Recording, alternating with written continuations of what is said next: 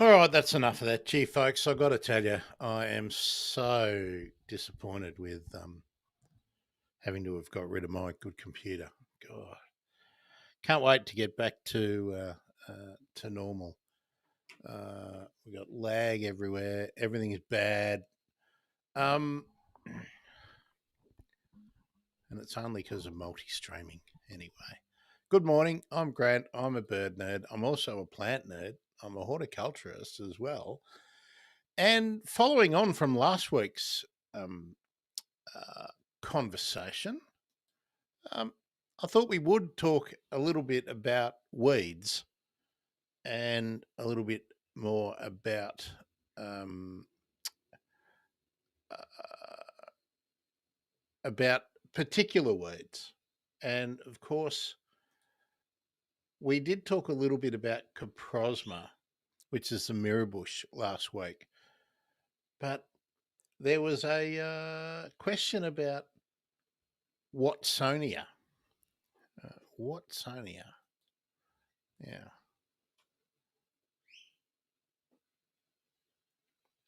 Here we are. Has it come up yet? There we are. Watsonia. Let me just make that a little bit bigger on the screen for us all. Okay, so Watsonia is like a lily-ish um, plant. Sort of reminds me of a gladioli, and they're clumping, and they throw up big, tall flower spikes with these orange, generally orange, but they will you can see them in pink because they were a very popular horticultural garden plant. Um, Got to be saying in the early to mid 1900s.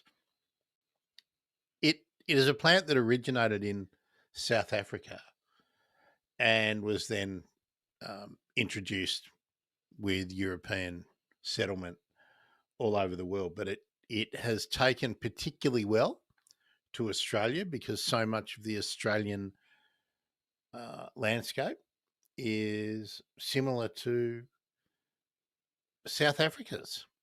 So it's a really, really successful weed. And when I say successful, I mean that it is um, able to take advantage of any opportunity when ground is disturbed. So you'll see it popping up in places that are um, uh, regularly ploughed or turned over.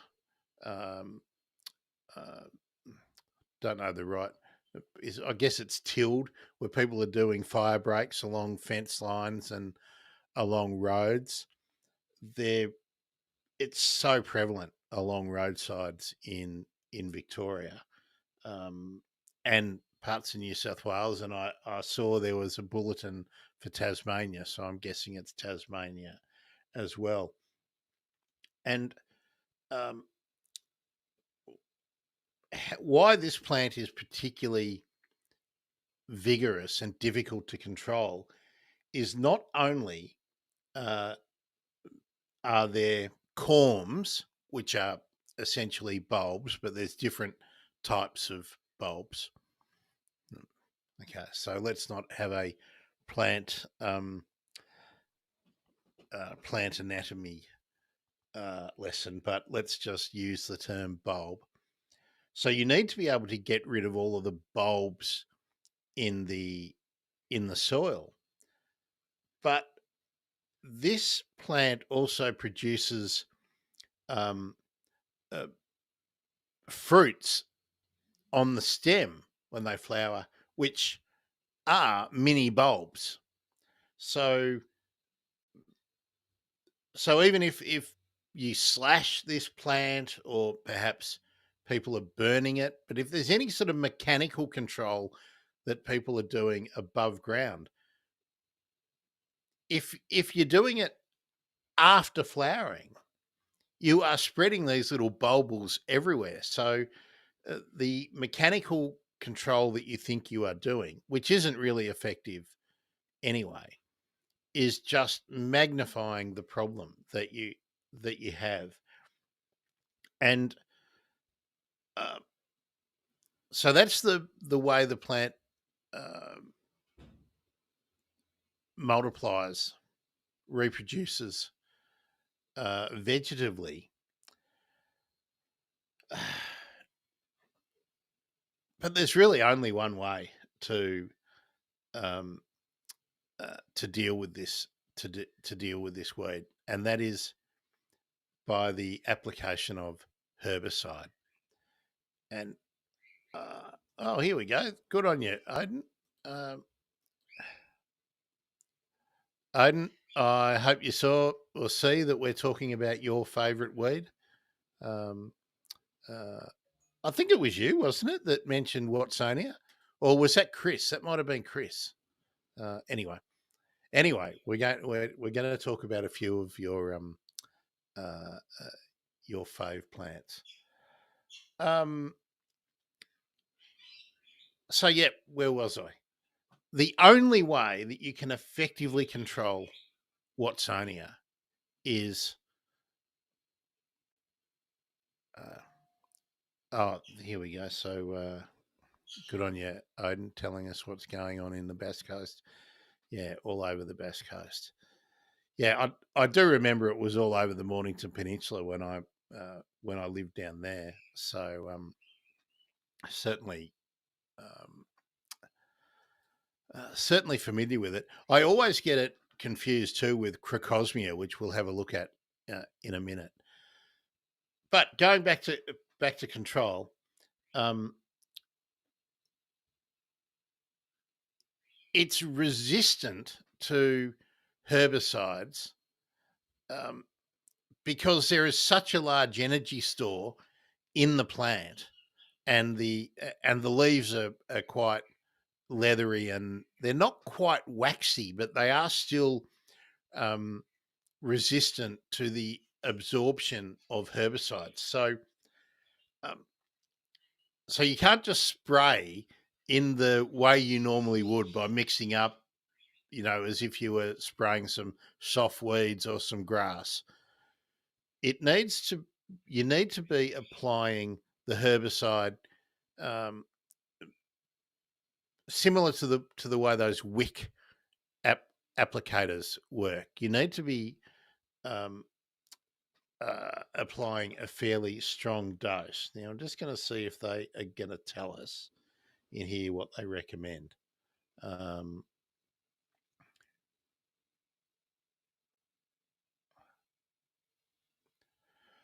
Oh, here we go. Here's something that I'd forgotten too. The plant is suspected of being poisonous to livestock, and that's why so many people do try the mechanical control, because they don't want animals to be grazing it. But as I just mentioned, doing the mechanical control actually can exacerbate the spread. There's a note here. Most new infestations probably originate from dumped garden refuse or by spread of bulbils in soil and on mowers and slashing equipment. Can be dispersed in hay, silage, and grain. That's a massive problem. Probably an episode on its own, how to alleviate the spread of weeds on your equipment, and by actually trying to do control. Here we go. Chemical control. One of the methods of selective control for bulbul Watsonia invading bushland is the wiping of individual leaves with a herbicide. Although selective and reasonably effective, it also is time consuming and sometimes impractical. Selected herbicides can be effective against bulbul Watsonia without having an impact on co-occurring native species, but timing is crucial. Yeah, definitely. Herbicide application should take place when flowering stems are elongating and the parent corm is exhausted. So that's the critical time. When the flower spike is fully up, perhaps flowers are just opening, but before any bulbils have been, deciduous bulbils that form on the stem have been formed, and when the energy store, the food store in the bulb below ground is as depleted as possible. So the plant has put all of its energy into throwing up those flower spikes. So, and you have to wipe the leaves. So uh, it's really, really, really difficult to get rid of. Now, non-chemical control here is mentioned. Manual control. Plants may be hand pulled to remove the corm in winter and spring when the ground is soft and wet. Okay. Plants that cannot be destroyed should have their stems removed before bulbils are dispersed. So that's why slashing is often happening. Hand removal is often impractical, and the resulting soil disturbance can facilitate invasion of other weeds. And that's always one of the problems um, uh, that we have with any weed removal, because weeds are so weedy. The reason that they pop up so quickly is that they take advantage um, of the um, soil disturbance that is carried out when you are attempting to do the control. Um, Heavy infestations on agricultural land for the Watsonia can be rotary hoed or ploughed deeply in late autumn and the corms raked from the surface and removed or burned. So do you see how intensive, how labour intensive the process is? And when they say deep, I mean that's deep ploughing or deep rotary hoeing. So the average garden rotary hoe that you have picked up at Bunnings won't have the grunt. It won't get down deep enough to do this work. Um, the spread of bulbul Watsonia can be controlled by grazing as livestock eat the young growth. Well, that's right. And that's a control method, not an eradication method. Pigs eat the bulbils and can be used in an eradication program. Anyone got some pigs? Slashing at 100 millimeters or closer to the ground when stems emerge and well before flowering can reduce stem and bulbul formation and weaken the corm. So that makes it a multi-year process if you are trying to do that. And if you are late, if you go on holiday, if your tractor breaks down and it takes a while to repair it, they're going to throw the flower stems, the flower spikes will be up and the bulbils will form. So it's it's a really difficult, really difficult environmental weed to control. New South Wales, Queensland, South Australia, Tasmania, Victoria, Western Australia. Let's see what the listings are.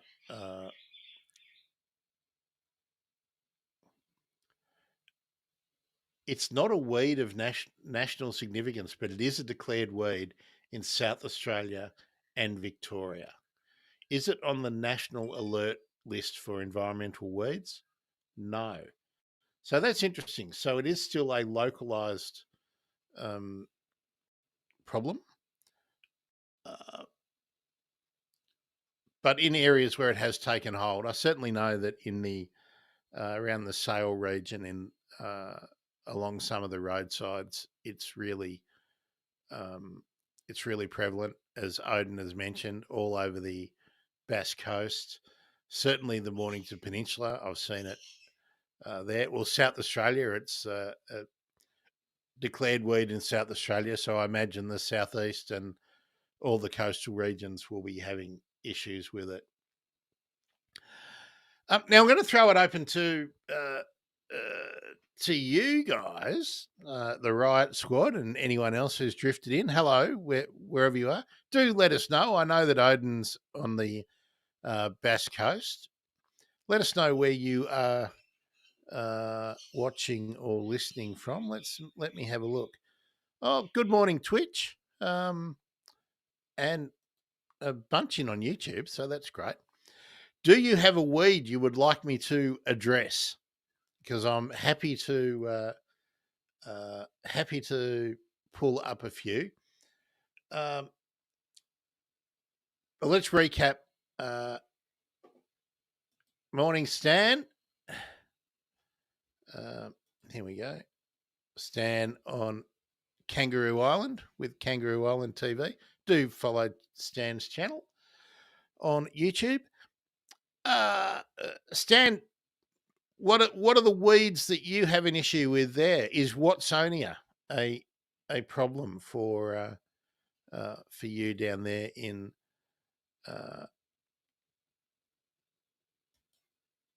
Stan says he never sent me a pic of my grasses. Correct. You didn't. You did post on Blue Sky the Plumbago auriculata, but no, I did check a few times to see if anyone had sent me some weeds, but nobody did this week. So I thought I'd start with the Watsonia, and I'm going to stick on this Weeds Australia site because it's really, really pretty good. Some of the horticultural sites where they're talking about weed control say some pretty way out things, I think. So let me just. You see how long this takes? Folks, should I do a GoFundMe or something like that? I need to raise some money quickly I've really got to get a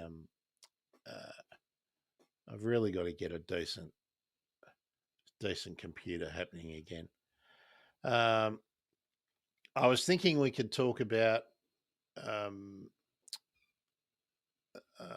bone seed, the bitu bush. Oh, Stan's taking a pic. Are you going to post it on Blue Sky? Are you? That would be cool. Okay.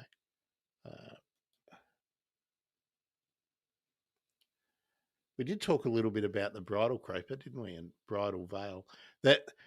There's two different bridal creepers too, by the way. So bridal veil and bridal creeper, two different species. Broom is a big problem in other places. I'm just looking for gamba grass. Gee. Oh, actually, I'm talking about gamba grass in the outback with Adrian Tomlinson, just so you can put it in your diaries, on this coming Thursday, the 27th at 11:30 Australian Eastern Daylight Time. Where are we? Lantana, Mimosa. Oh, these are all the weeds of national significance, so they're not going to be on here because Coprosma isn't national significance. Plus, they've got to have a real impact on agriculture, pretty much, to get on here. So let me.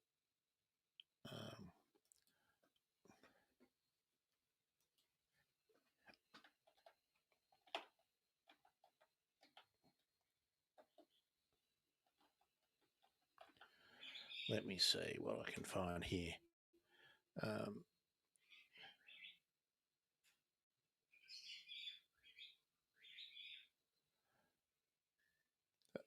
There's going to be a bit of searching and looking, so I get the right things for you here. Okay, we do have a Coprosma, but it's not the Coprosma repens. But I'm guessing that the control on this Coprosma, because it has the same kind of shiny sort of waxy leaf. Um, okay, so Caprosma, again, New Zealand species. Um, let me change scenes here. There we are. Spread mainly by bird dispersed seeds. They have an integrated program utilising manual control and herbicide application, and a strategy that preferably targets fruit-bearing plants. Okay, so let's go straight back to the. Let's go straight down to the. Are there similar species? Mirrorbush, Caprosma repens. That was what we were mentioning um, uh, last week. Mirrorbush has larger fruits and the upper leaf surface is shiny in contrast to the dull Karamu, which is this Caprosma. Natural hybridization occurs in New Zealand, so maybe it happens here.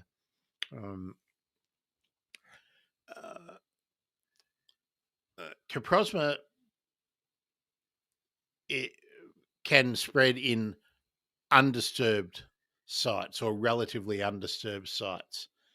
But it does colonize rapidly disturbed sites if the seed is around. There is a thought that possums and foxes spread the seed as well as birds. Okay.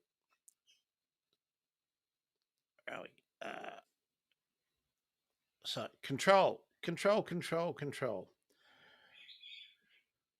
Pull the seedlings and small plants. So hand weeding, basically, or a range of herbicides can be used on larger plants, including cutting stems back to the ground and painting the cut stem, or the injection of herbicide into drill holes at the base of the plant, or the application of suitable herbicide to cuts near the base of the plant. Seedlings, fresh regrowth, and plants less than 2 meters can be sprayed with selective and non-selective herbicides. I won't talk about the selective and non-selective. I'll just let you know that a non-selective herbicide is glyphosate, which is Roundup and Zero and all of those things. There are selective herbicides which target the different plant groups, monocotyledons and dicotyledons. But I don't rely on that if you are using them in sort of mixed plantings. They're really reliable if you're spraying a field, an agricultural field or something. But spray drift still affects plants, whether they're dicots or monocots, and you've got to be really, really careful with any herbicide. But let's see what they say about selective and non-selective herbicides. Larger plants can be difficult to treat with sprays, and significant non-target damage may occur. Exactly. One of the really big eucalypts that I see on my regular bus trip over to do my shopping has just died in like a week, and someone has either drilled it and applied a herbicide. Well, I think that's really the only way I can think of that has killed it so fast. Or somebody has tipped out a bucket of herbicide that they've mixed up and tipped it in the root zone or something like that. I just don't know. Fruit-bearing plants should be targeted preferentially in control programs. Follow-up treatments will be required if plants reshoot. Definitely, my thoughts are plants will reshoot.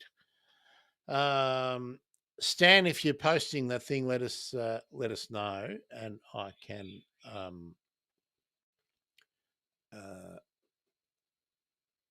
have a look for that. Okay. So have you all taken notes about Watsonia and Caprosma? Um, oh, extreme fire danger today. There we go. That's just come up. I'm just looking at a different page. Um,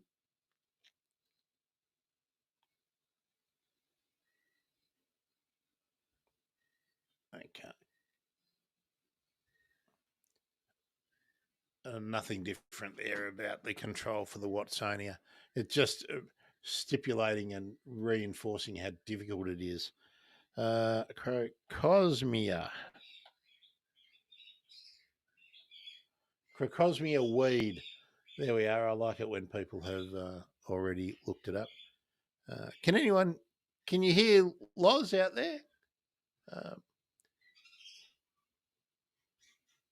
he's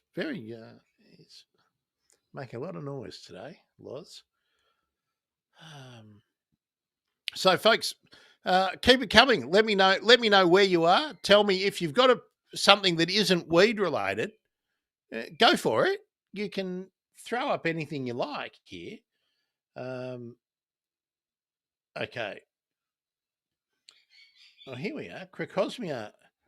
Isn't it amazing how things change? I mean, since I went through horticulture, it's now Crocosmia is called Montbrettia, um, and it is now classified as um, uh, a hybrid two uh, of two genera. So let's go to the New South Wales Weed Wise.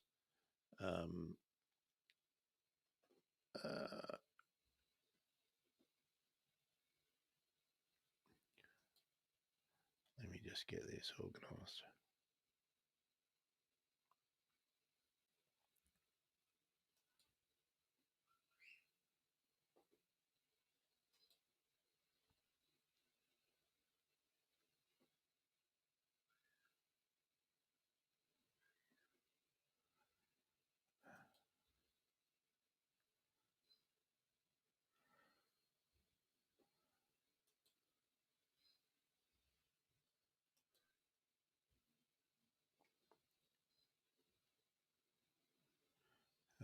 New South Wales Weed Wise, that's what I want. Okay.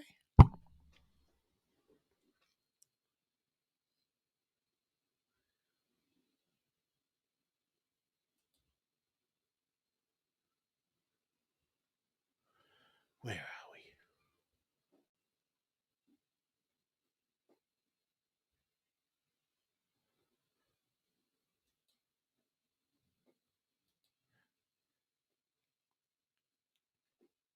No, that's not the one I want, is it? Scene 2.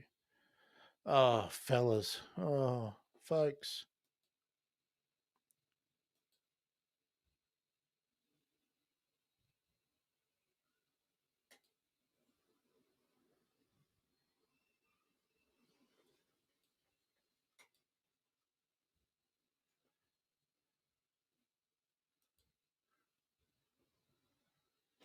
Oh, geez, must be agonising watching me do this.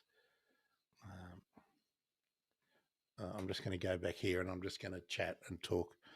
That's too frustrating. Jeez, I really need to get that. Take care of that, don't I? All right. So the Crocosmia. Oh, this is terrible.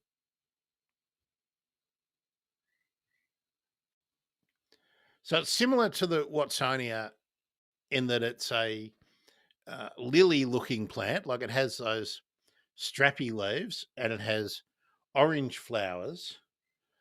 It's not quite as tall. It doesn't throw tall flowers quite as tall as the Watsonia.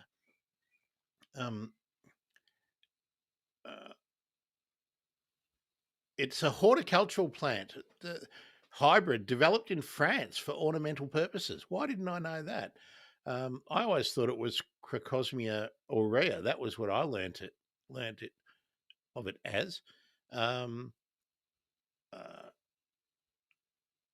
which was South African plants. That's what I reckon we're always talking about. Um, it's now in all Australian states. Um, it flowers in summer and autumn, and then the flowers die back. And you if you know Crocosmia, you'll have seen the leathery, uh, the brittle flowers as they die back, and then the stems can fall over. The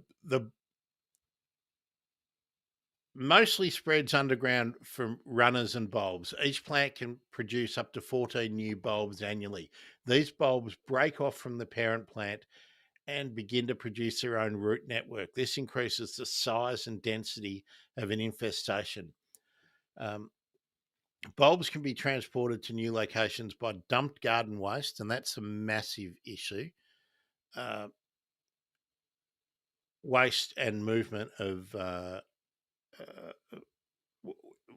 water, flooding, uh, downpours on roadsides and verges and whatnot spread the seed, and also when people are um, doing cut and fill, taking soil from one location and putting it somewhere else, will often have corms and bulbils in. That's an issue with the Watsonias as well.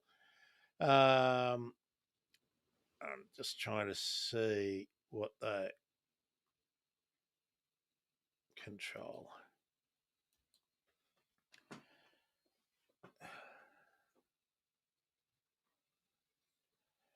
Uh, the bulbous nature of Montbrettia or Crocosmia makes physical control difficult. Small infestations or individual plants may be manually dug up from the ground. All root material and bulbs should be removed. Now, what I've done in garden situations, and we're talking about gardens, so this is something that I recommend.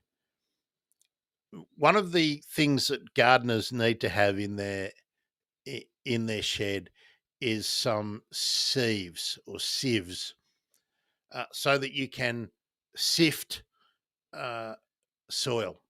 And this is a way that you can. Um, this is a way that you can um, make sure you're not reintroducing those horrible little bulbils in, into your garden. Uh, so what do we got? Foliar application of a registered herbicide during flowering can have some success. Best results are usually obtained using a wiper wand over the foliage between flowering and fruiting.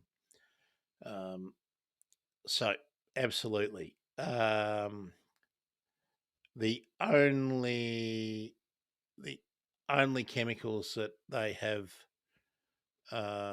recommended is glyphosate here. Okay. Oh, Stan, you've tagged me. That's very good. Um,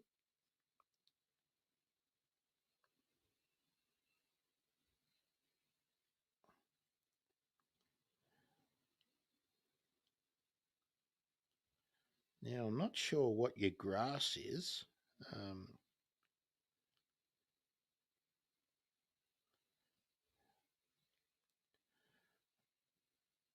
oh, that's an interesting one. Sorry, I'm looking at Stan's. Uh, okay, your pink flowered one is a daylily, I believe. Um, I'm going to check all of those. Looks like it's got a.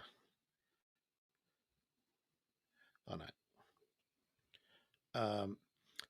With your lily there, Stan, you've got to dig that up, and this is where I was going with the sifting of the soil, um, folks. And while I'm doing the multi streaming, I just can't do the sharing of the screens the way I would like. So that's one of the reasons why. Let's have a look. Is there anyone on Facebook?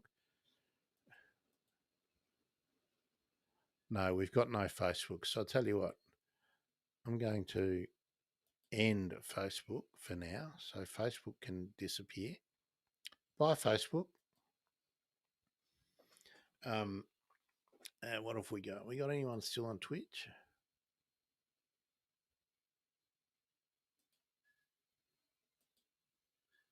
Yes. So Twitch, you're safe. But this is why I recommend that we all move to YouTube, because then I can do everything just through one program. I don't have to try and force two together, and I can be better.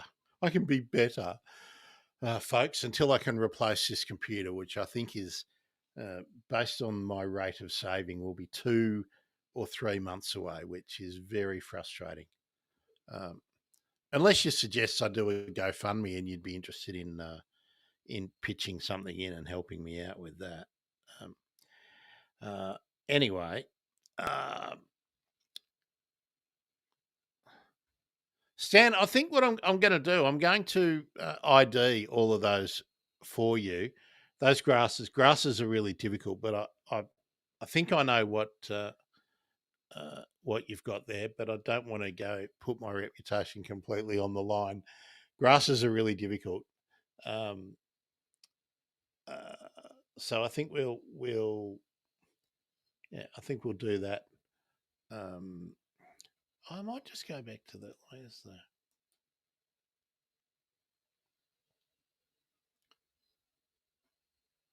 All right, I'm just going to see if there's any that are mentioned in South Australia, not South Africa, that leap out at me.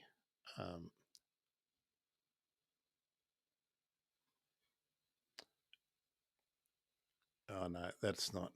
No, they're all very few places online are prepared to have a crack at identifying grasses unless they're already a really well known one. So yeah, we'll leave that one alone. So folks, I'm going to. What's happened here? Am I frozen again? Looks like I am here. What's going on?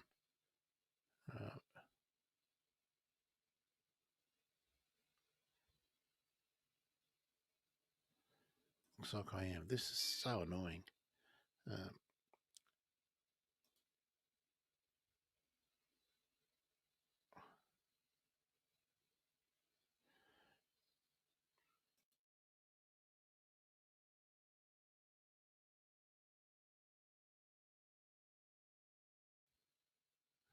There we are. Am I?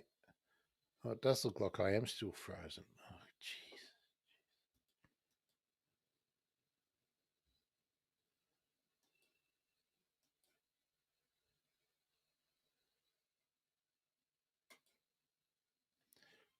There we are. Looks like I'm back. Okay. Oh, folks. All right, let's have some questions or comments. And Stan, I will make a point of getting back to you, and we'll follow up with Stan's plants, Stan's weeds next week. Next week we'll also be doing some blue flowered plants. And by blue, I mean blue and mauve.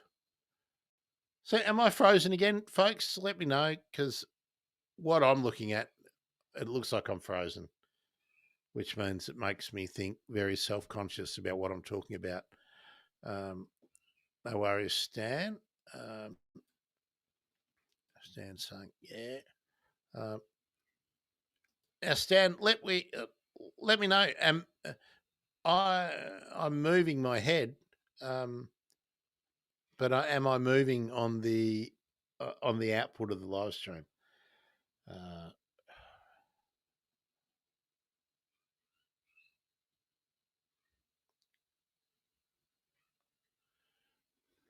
Okay.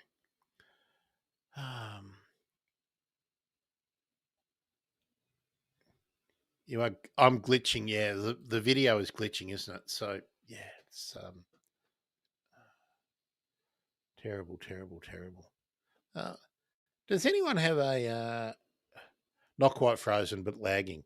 Does anyone have a a, a a laptop or something in their cupboard that they don't use that is less than 10 years old um, that I could borrow off you while I save up for the new one? Thanks, Odin. Um, so annoying. It's really disconcerting because when I try and share the screen, everything freezes, so it's annoying. Um, so,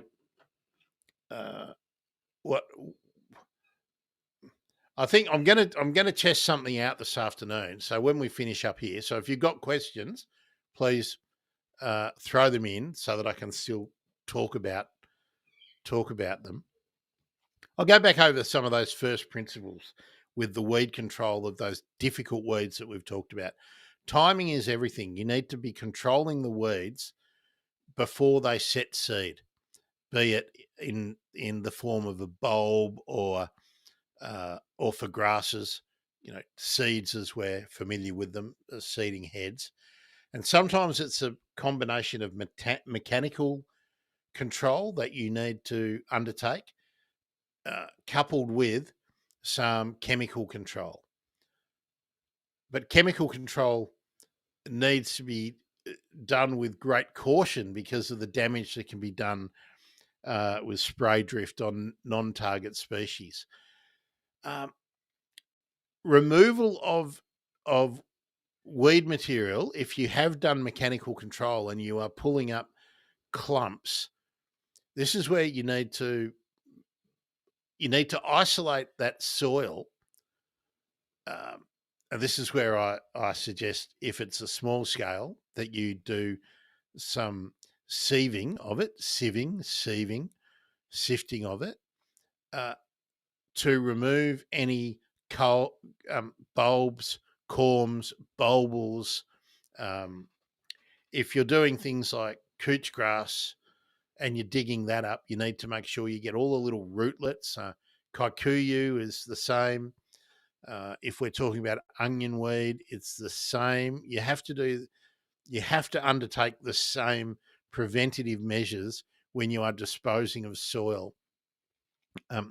A lot of these bulbils do not get eradicated or lose their viability when they go through compost. So what I like to do is, if I'm sifting it out, well, there's a couple of things I like to do. When I had access to a nursery and they had a sterilizer for soil, I used to take garden stuff in when I worked there and if we weren't sterilizing potting mix or something, I would um, put the soil, a couple of bags of soil that I brought in from home that I knew had weed seed in it, and would put them in that. So that kind of heat treatment isn't available for people. But what I do if I've sifted out the corms, I will crush them before they get composted. And your compost has to be hot. It has to be a very good compost, a very active compost. My compost, when it's finished composting, then goes into the worms, so we get a double go at it. Now, Stan, what's Stan saying? I was thinking of slashing back the grasses and then pouring Roundup into the bases and or dig them out.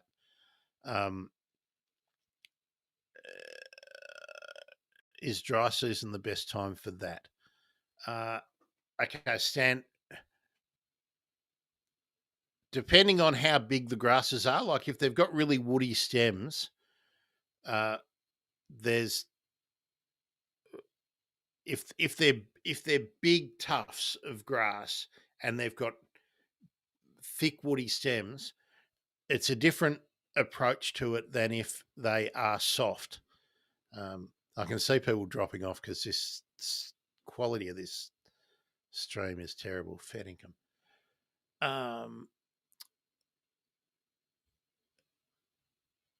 if you're going to mow the weeds, mow the grass, when it resprouts, that is when I would be, as soon as you've got fresh foliage, I would then be applying um, herbicide using the wick method.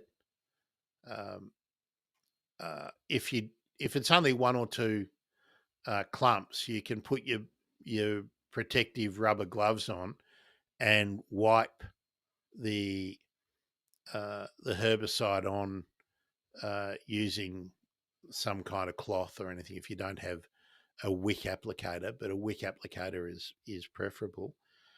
Um, if if the stems are already up and woody, um, it's I would be trying to dig out those clumps if you don't have. I mean, and I understand if you've only got one, two, three, four, half a dozen clumps, you can do that. But then you've got to make sure that then you've got to watch, because if there are pieces of root left in the ground, they can you can get new plants essentially propagating from those pieces of root. Uh, grasses are extremely tenacious. Um, but if you are letting fresh growth come uh, uh, come up, oh hello, Lo-Fi 247, new follower on Twitch. Thank you. That's nice to know. Um, you just must do the application of the herbicide before you're getting flowering, Stan. Um, that that strategy that we talked about with the Watsonias, where you apply the herbicide at the time where the flowers are right up, the flowering stems are right up, but the seed, or the bulbils for grasses, we'll be talking seeds, the seed heads aren't yet developed, that's a good time to do it. But the problem with that, with planning like that, is often if it rains, if you get 3, 4, or 5 days of rain, and you can't do your herbicide application, the grasses will often go to seed in that time, and then you've wasted that season. So, um,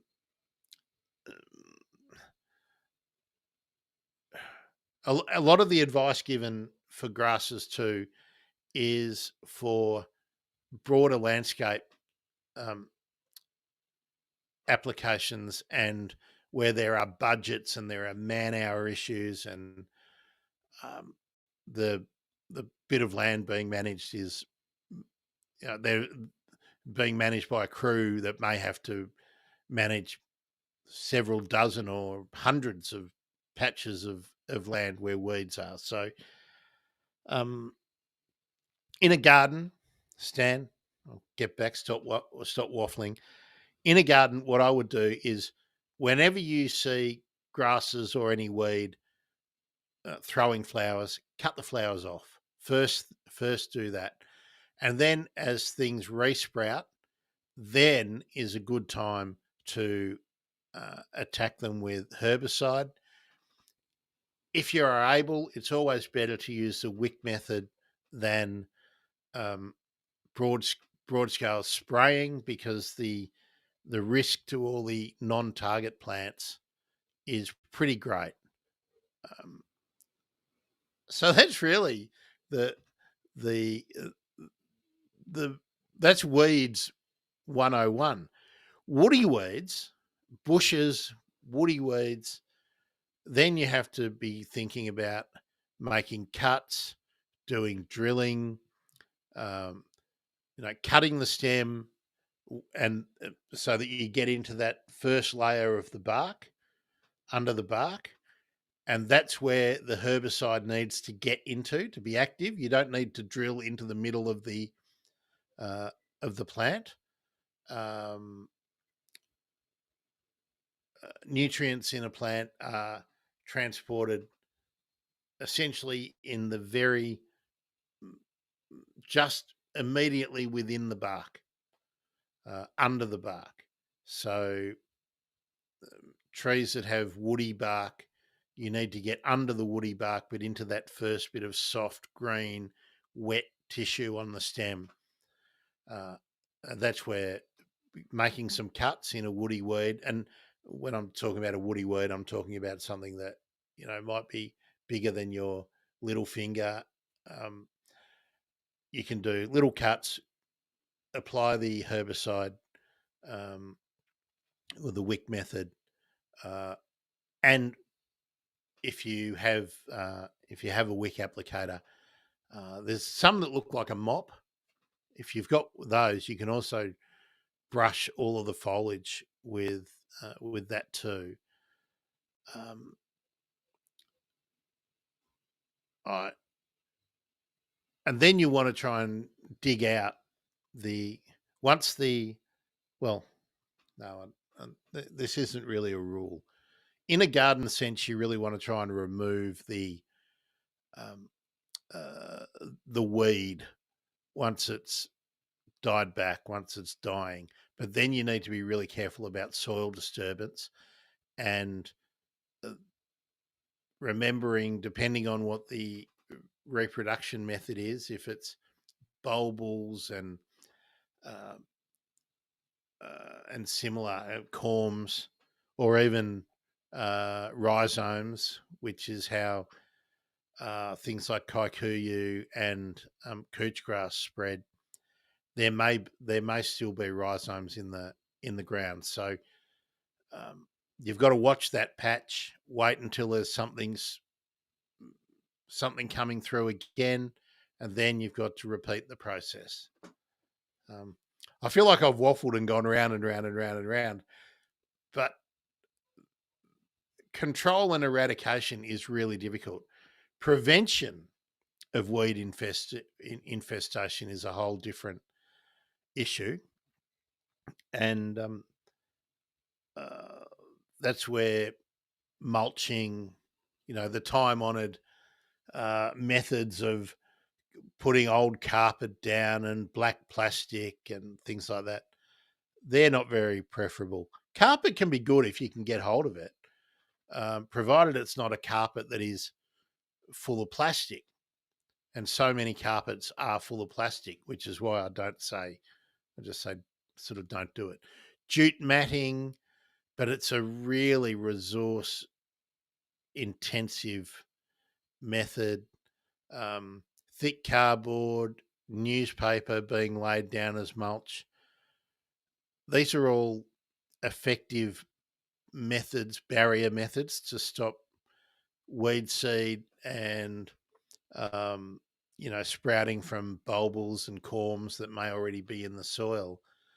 Um, but bear in mind that so many of these bulbils and corms, once that mulch uh, has rotted away, has decomposed, uh, those corms may then shoot at that point. So then you still have to do the manual or the chemical control of those new plants. The best thing I can recommend for weed control in a garden is just to be vigilant out there all the time.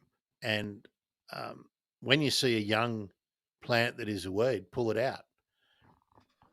Now, I mentioned in that I was going to have a suggestion for what to do with the weeds. One of the things I like to do, I've got a um, I think it's probably a 25 litre, might even be a 30-litre bucket. One of the ones you get, I don't know, pet animal feed in when you're going to the livestock store or something. Um, uh, Lots of tradies have them, plasterers and painters, and have those white plastic buckets. I'm sure you know the ones I'm talking about. Uh, I've got one outside that we half fill with water, and then every time we pull a weed, we just throw a weed into it, and then over time, when that all decomposes and turns into a big slushy mess, that's a really nice fertilizer. You can dilute that. I diluted about 1 to 3 and pour it on any of the pot plants out the front, and give the eucalypts across in the park a bit of a drink. So that's my suggestion. Boy, oh boy, I'm locked up on all of those things, folks. I'm looking at 2 computer screens where I am frozen in different poses. It's very disconcerting. Um, uh, Lo-Fi 247. If you're still here, where are you from? Let us know in the comments. I like to look after the Twitch folk if they've come in. And for the rest of you, any other question? What are you doing today? Any gardening? You going out buying some plants or sowing some seeds, doing something in the veggie garden? Just let us know. I can tell you I am not doing gardening today. I'm going to do a stream shortly, actually probably in about an hour and a half or something. What'll that make it? About midday, where I'm going to try out another thing I've cobbled together so I can try and only use one program, but I'm going to try and multi-stream to YouTube and to TikTok. And if that works, I'll then do another test later on to try and do Twitch and TikTok. And if that works, well, then we will be maybe in business for the next Habitat Gardening. Oh, I didn't get in. No one gave me a comment about whether I should think about a GoFundMe or something like that to get this, finally get this bloody computer thing sorted out. I'm so tired of it. Had everything going so beautifully, and then I had to dispose of my good computer. It was a very dumb idea.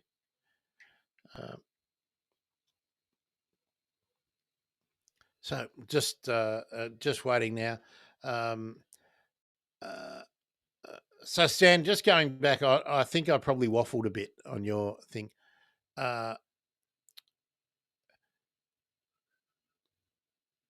Directly with your question, Stan, if the grass foliage is still soft, apply herbicide anytime the weather allows. In dry weather like now is really good time. If there are flower heads on your grasses, you can just cut them off and put them in the compost, or put them in a bucket of water so that they become non-viable quickly. But yeah, anything that the anything where the foliage is soft and will absorb the chemical, do it. Try to do the wick method if you can. And with the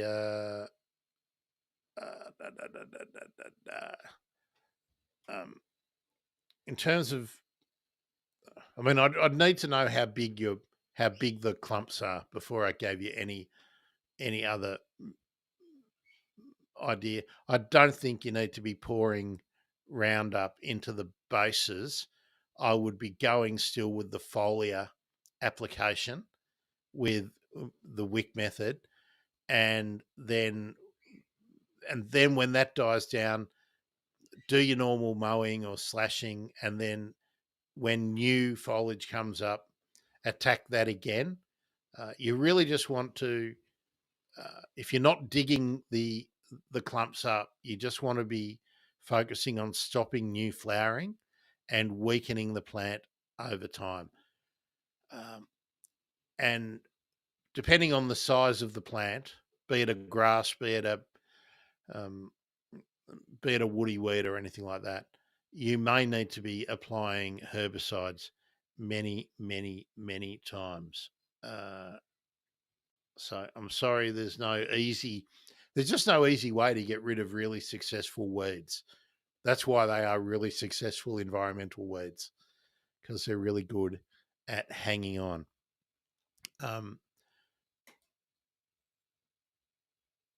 And Stan saying, have to go to the Kangaroo Island Cup horse racing today, 36 degrees. Yeah, well, um, should should be fun, I would imagine, though. Kangaroo Island Cup.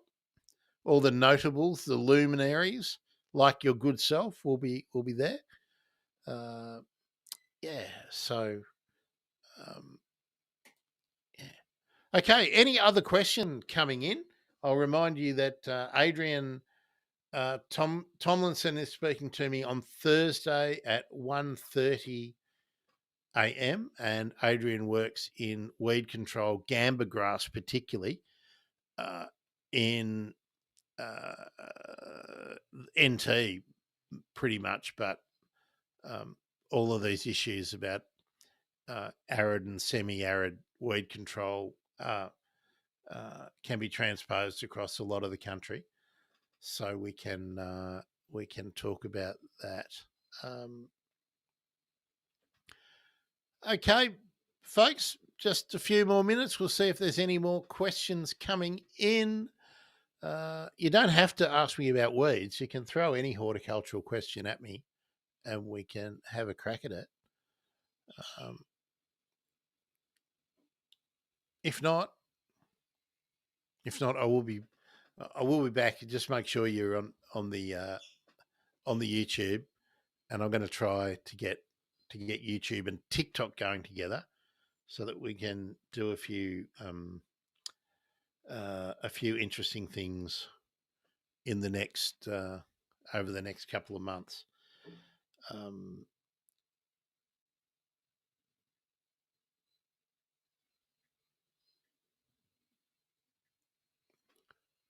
Okay, no more questions by the look of it. Okay, well, no more dead air.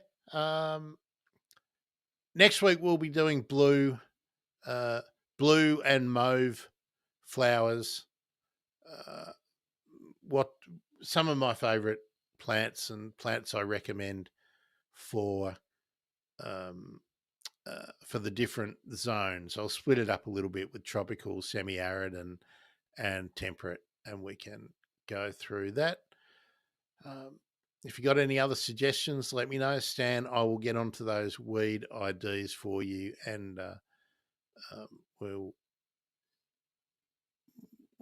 go from there. Thanks for being with me. Sorry that the tech is letting me down today. I don't know why it's so much worse today than it was last week, but that's just life. Make sure you are subscribed to the Bird Emergency on YouTube. Easy way to find that, thebirdemergency.com/YouTube, or on Twitch, thebirdemergency.com/Twitch. And we'll take it from there. I'm Grant. I'm a bird nerd. We've been habitat gardening today. Enjoy your weekend. Take care out in the heat. Stan, make sure you got your hat on. I'm sure you will. See you later, folks.